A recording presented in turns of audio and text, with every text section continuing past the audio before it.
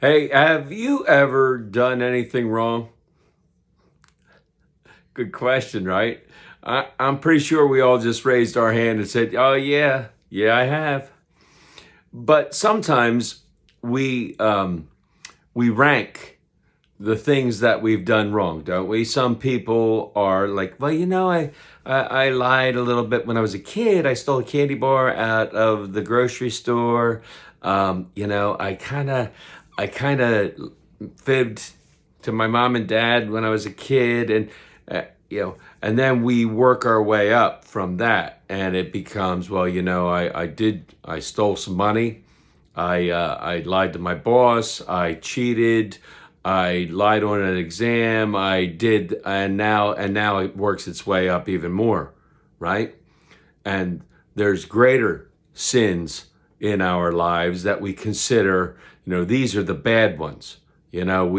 We robbed somebody, we stole a car, we robbed a bank, we uh, uh, murdered somebody, right? And there's a list of stuff that's the heinous crimes of our world that are at the top, that if we've done these things, heads up, you're in big trouble. And for good reason. We are, right? We break the law and we're held accountable. But here's what happens. We write those people off. They're no good. They're a lost cause. They are beyond helping. They're trash. They're garbage. They're worthless.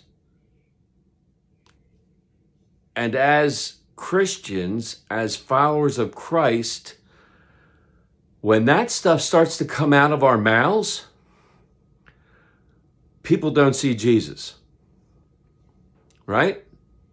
People don't see Jesus. Jesus was hanging out with tax collectors who everybody hated. They were traitors to their nation. They were traitors to their faith. And Jesus hung out with them. And the religious people of that day, the religious elite, the leaders of the faith, had a real problem with him because he was spending time with these guys, and he was spending time with some women of ill repute, and he was hanging out with other sinners, and right? And it's a travesty in their eyes. They're not even allowed to hang out with them. They're not allowed to touch them. They're not to be seen with them. They don't want anything to do with them. And Jesus is with them. And the Pharisees, the religious elite, start to criticize him. And he says, listen, I didn't come for the well. I came like a doctor to minister to the sick.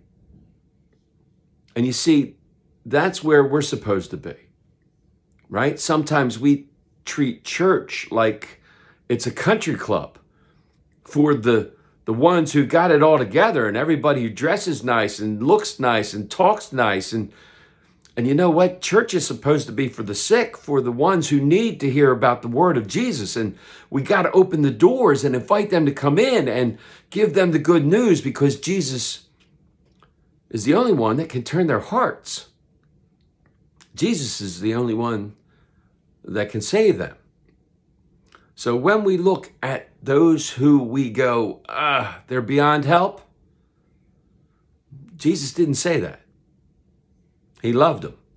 He loved them into the kingdom.